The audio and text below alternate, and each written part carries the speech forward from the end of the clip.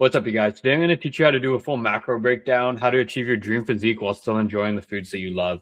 This is what I would typically do with a new client that I'm onboarding. We'd go through this nutrition consultation, something similar to this. So I'll pull up my screen here. Let's see how she goes. We'll use myself as a mock client example, and I will just take you through my sort of processes here. Okay, so first things first.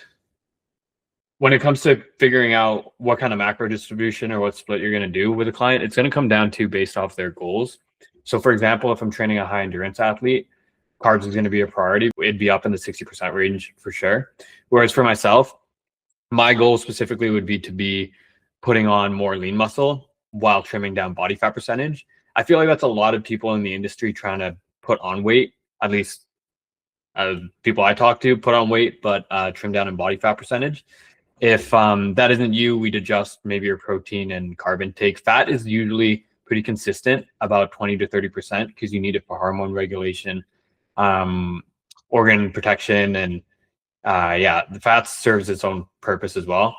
So, and energy production as well. But the thing is it's usually more flexible to switch between your protein and carbs distribution, just because you mess around with fat too much. A lot of people bad coaches drop their clients down to 10%, and then their hormones are just screwed. Like I hear about girls losing their periods all the time, and yeah, it's not ideal, of course. So looking at my own, I know that where I'm currently eating is around 30% protein, 45% carbs, and 25% fats. So that's currently what I'm doing. So what I would do if I was to be training myself as a client, hypothetically, is first thing I would do is figure out how much calories I need to be consuming for maintenance.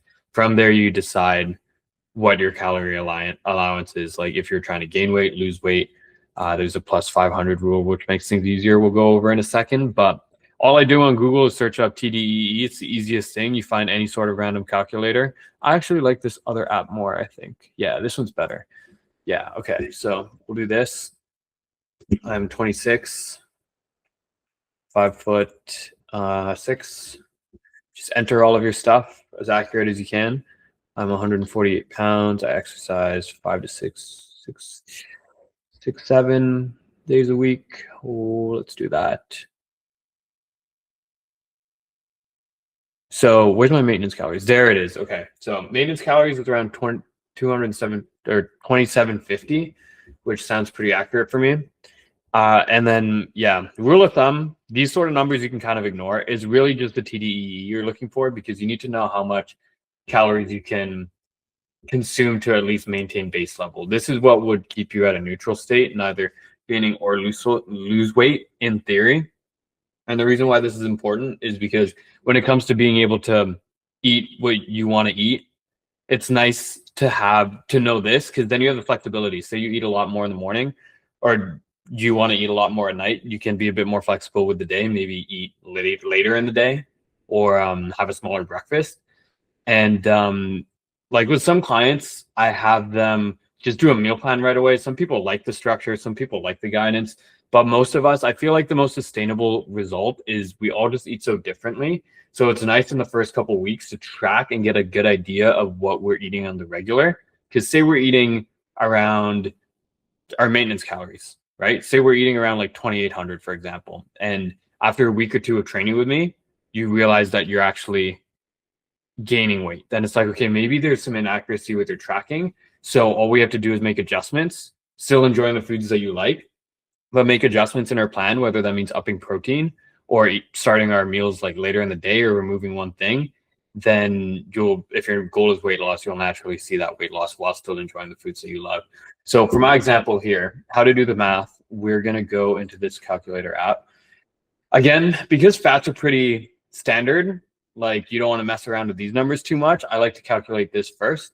So among the 200, I keep saying it wrong, 2750, we're going to do times 0.25, because that's what I'm currently eating. So 687 kilocalories.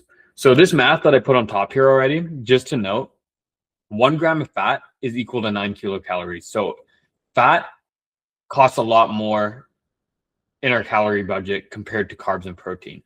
carbs and protein are both equal to 1 gram is both equal to 4 kilocalories. And the reason this is important to note, because when you are trying to figure out your macro split, it's good to notice that fat is a lot higher. So naturally, you're going to consume less of it in grams because it weighs a lot more in energy. Like it consumes a lot more of your calories, even in smaller amounts.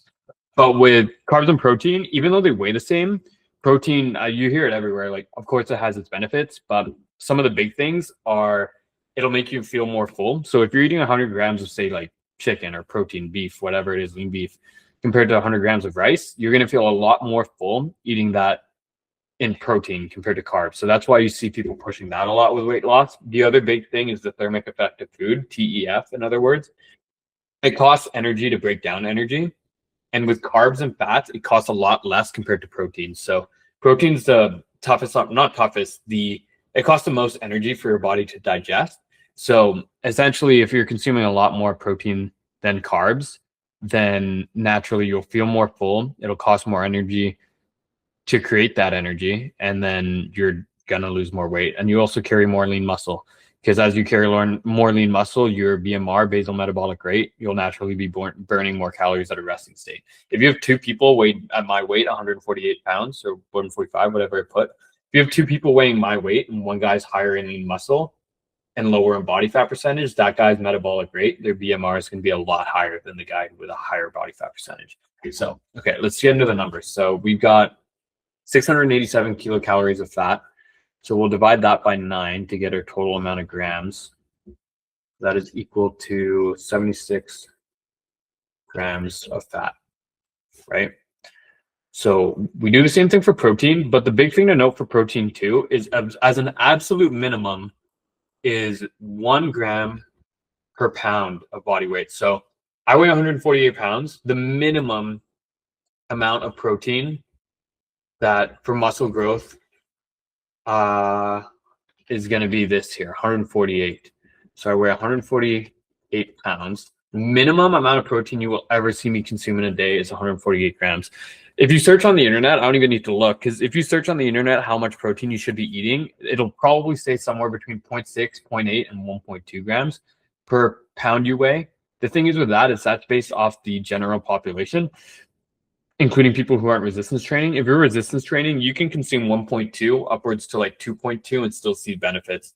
So it'll just come down to, yeah, what your coaches, or in this case, what your macro distribution would be best for your specific goal. So for me, I'm eating a minimum of 148 grams of protein right off the gate. But because I'm aiming for about 30%, I'm going to do the math. So where is it? 2,750 times 0.3 equals 825 kilocalories in protein divided by 4 is 206. Sounds about accurate. I sometimes consume, I'm usually between 200 and 220 grams of protein. See, like I'm even writing 220 because that's more or less. I prioritize protein in my diet quite a bit, especially during a cut. So this is more so what I'm aiming for right now as far as protein goes. The rest, carbs are the most flexible. You do it last. Reason why you do fats first is, again, like it carries a lot of your body functions like hormonal control, energy, and oh my god, organ protection. So it's pretty big on those. And then protein is muscle growth. So you want to prioritize those two. And then carbs is just like flat energy. It's your body's primary fuel source. But it's the most flexible for sure. So that's why we do this last. 45% is what it was. So let's just do that. We could probably do the subtraction like what? Let's just do it that way. Actually, it's probably more accurate. So 2,750 minus 687 minus 825. And then this will be my total amount of carbs. So that's about 45% in theory. Kilocalories, that's equal to divided by 4, 309. So this would be my macro breakdown. How can I highlight?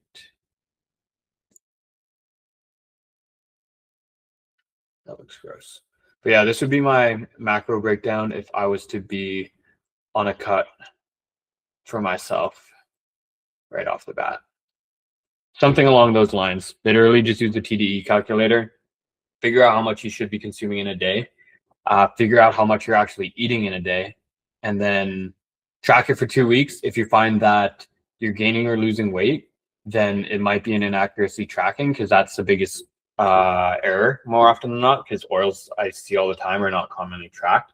And that adds up quite a bit, because again, it's like fat. So it's like 1 gram is 9 kilocalories. So that adds up really quick. But essentially what I have most of my clients do is figure out their baseline, see how they're eating already. And then if in the first 2 weeks we notice plus or minus, depending on their goals, we just make adjustments from there.